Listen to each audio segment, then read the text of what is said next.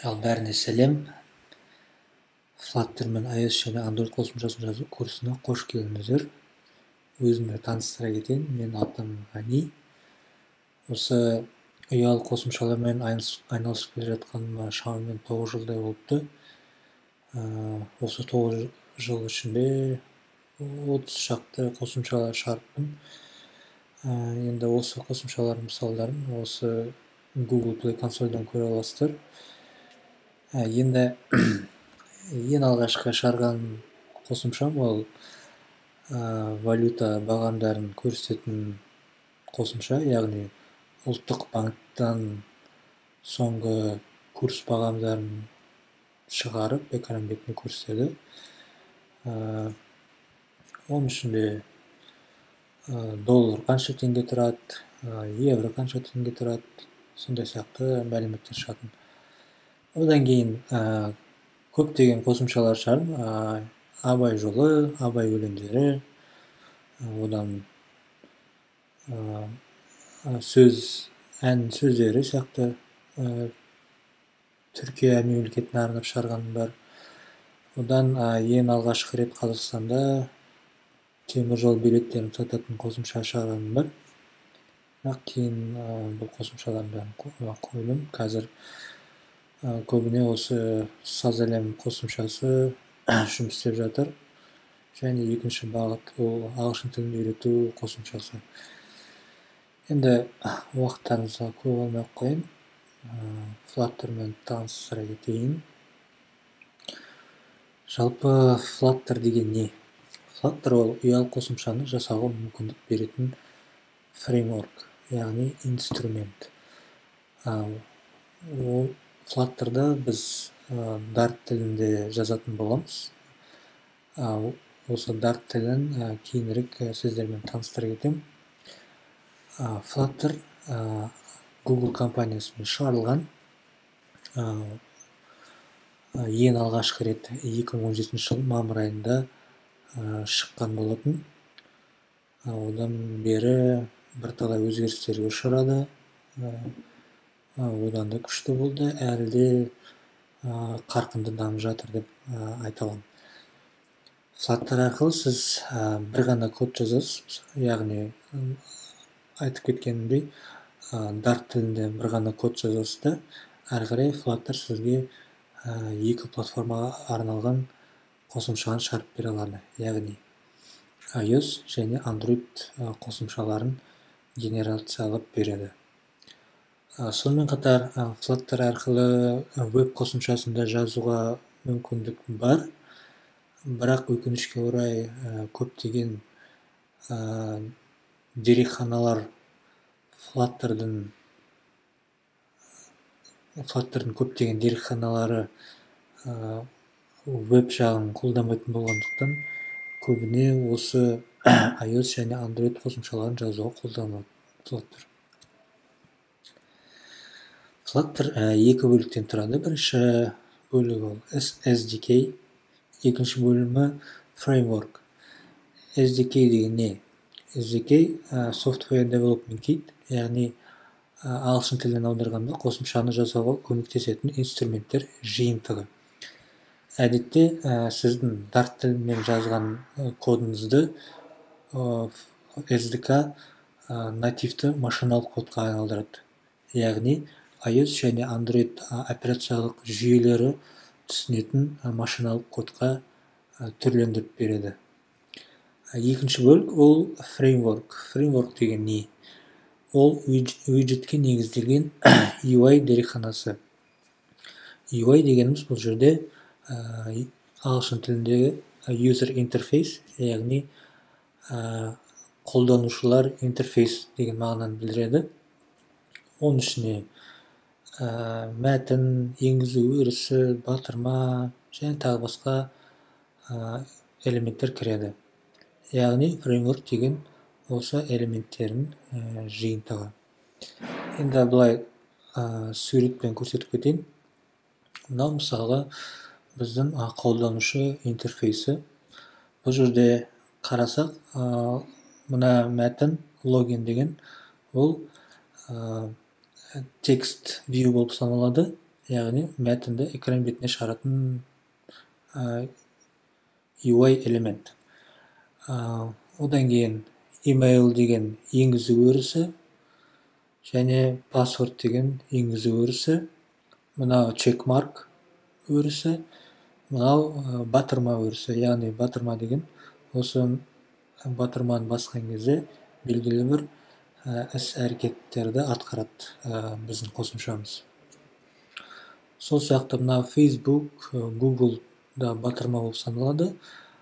Or login with деген кәдімгі мәтін болып саналады.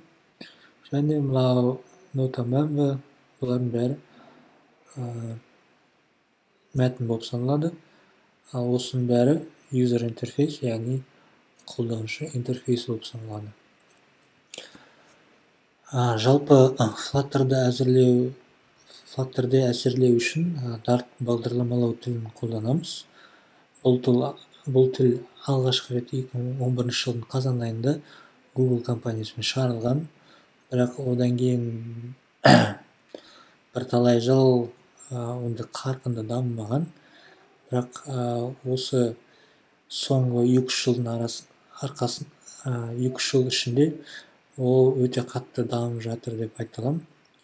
Әрине, Flutter шыққасын осындай үлкен дамуға жетіп жатыр деп айта аламын. Flutter'ды не үшін үйрену керек? Flutter төмендегі компаниялармен қолданылып жатыр. Яғни бұл ірі алпауыт компаниялар осы Flutter'ды мойындады деген сөз. Осындай ірі компаниялардың тізімі әлі де өсетініне мен 100% сенімдімін. Осы ірі компаниялардың ішіне Google, Groupon, Alibaba, BMW, eBay, Square, Emaar сияқты ірі компаниялар кіреді.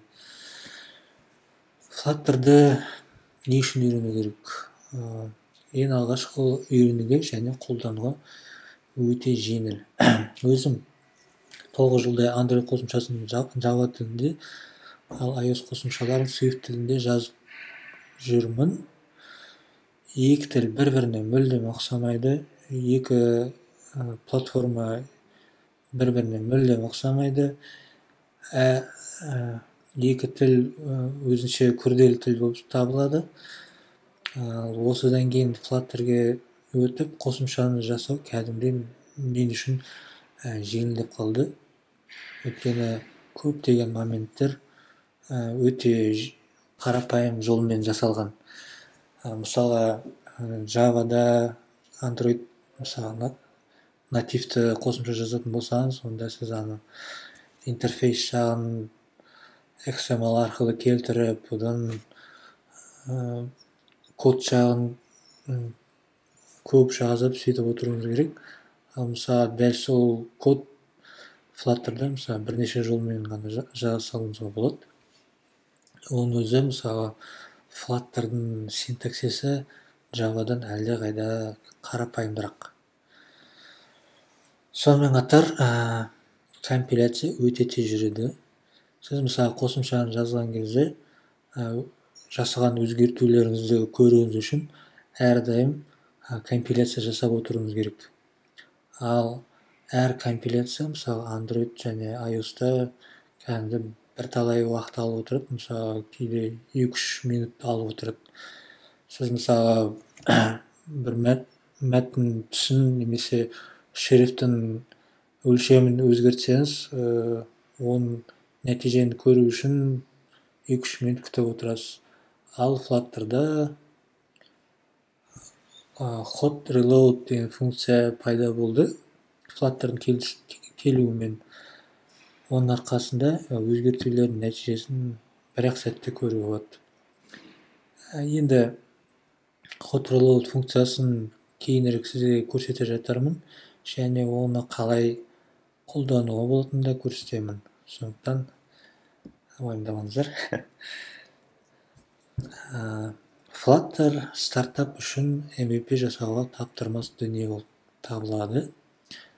Жалпы MVP дегеніміз не? MVP Minimal Valuable Product дейді.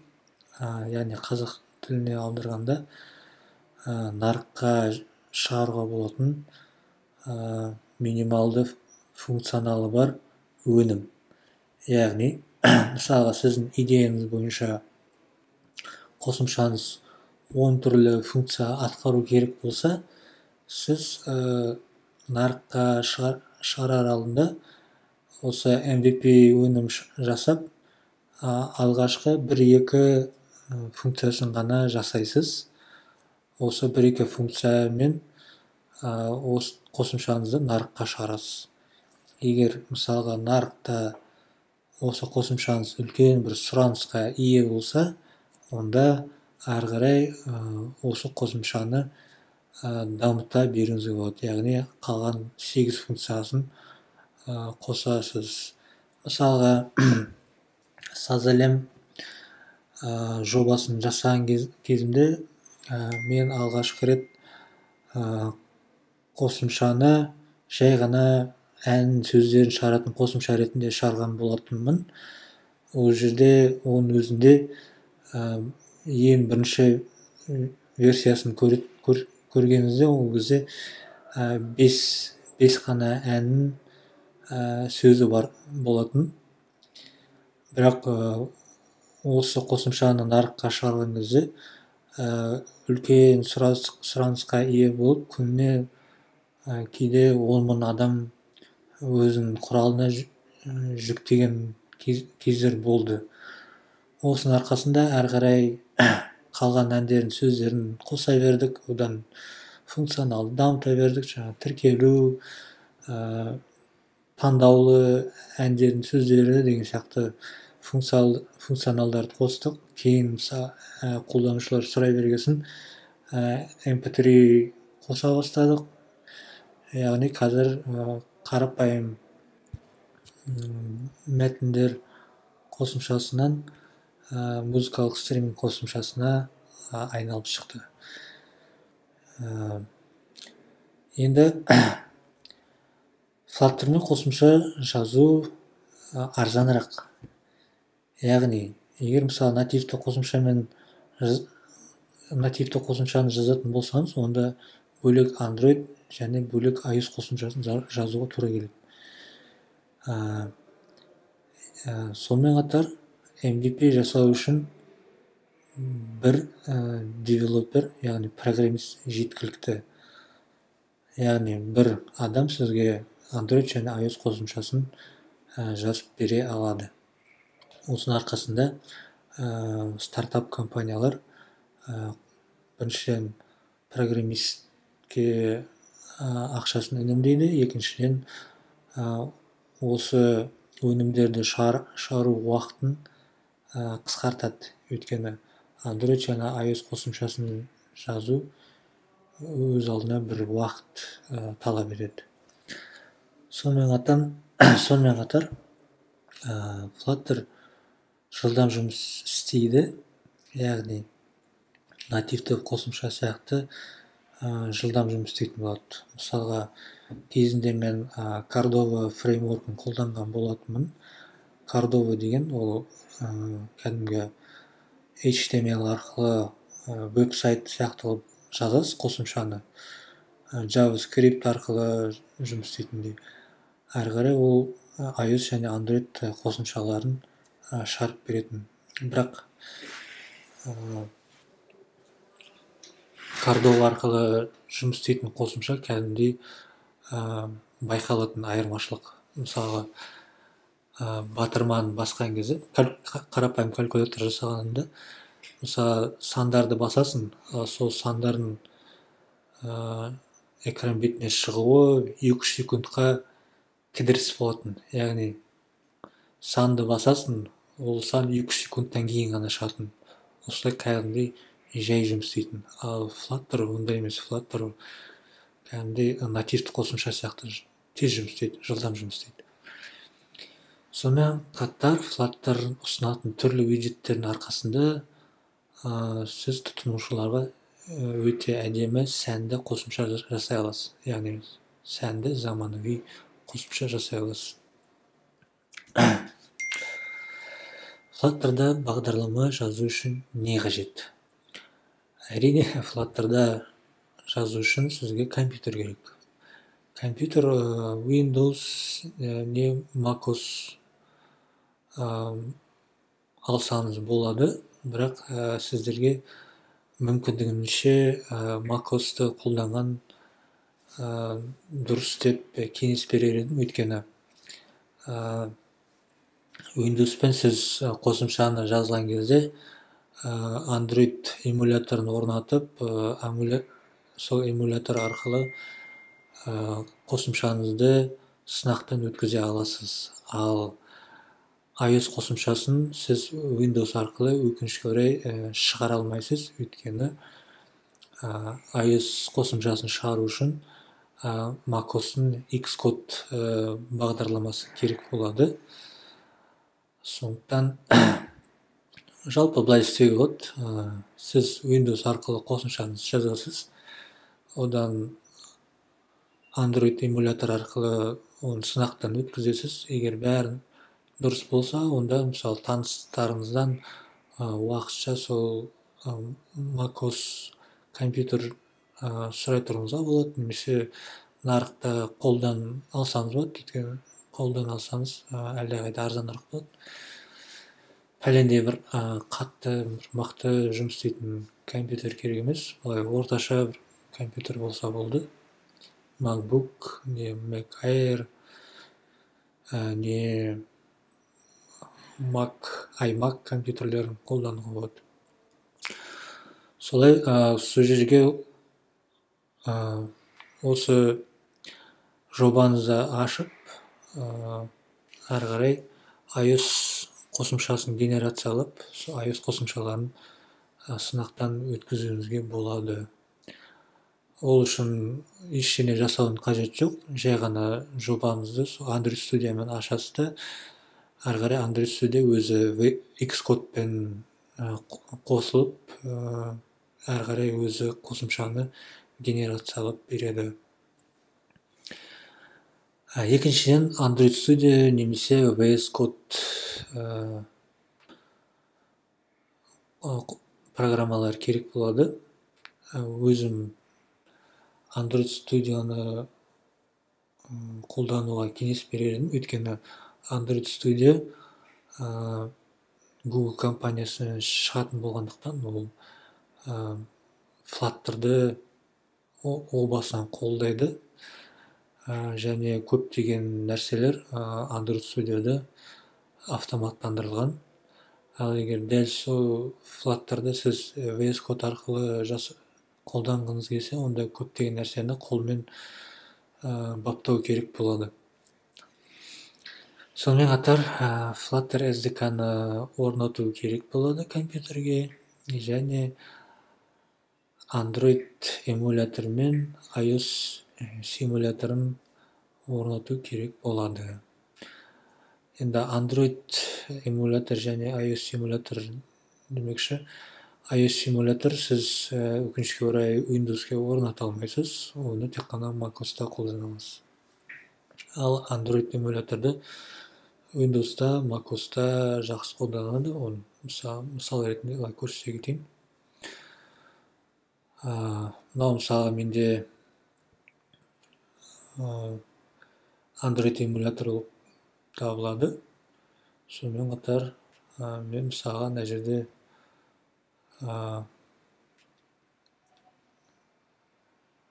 iOS симуляторын іске қоса аламын, өйткені менде компьютер MacBook болып табылады. iOS симулятор осындай түрде іске қосылады.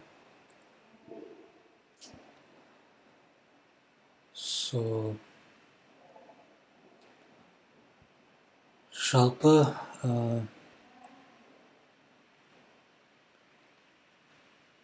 Windows'қа және Flutter'ға қалай орнату керек екенін бөлек бір видеода көрсетермін, сіздерге жіберемін бөлек.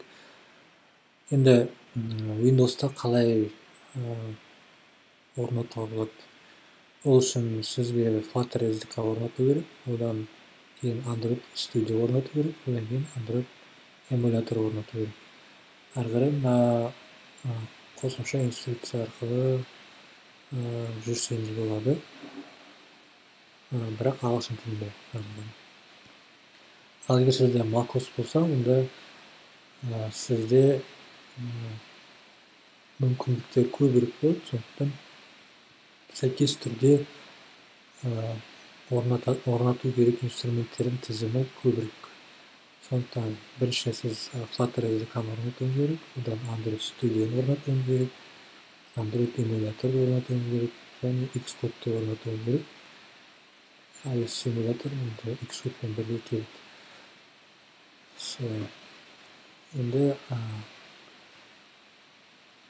Flutter'ды Windows және macOS операциялық жүйелерінде қалай орнату керек жайында бөлек видеода айтамын.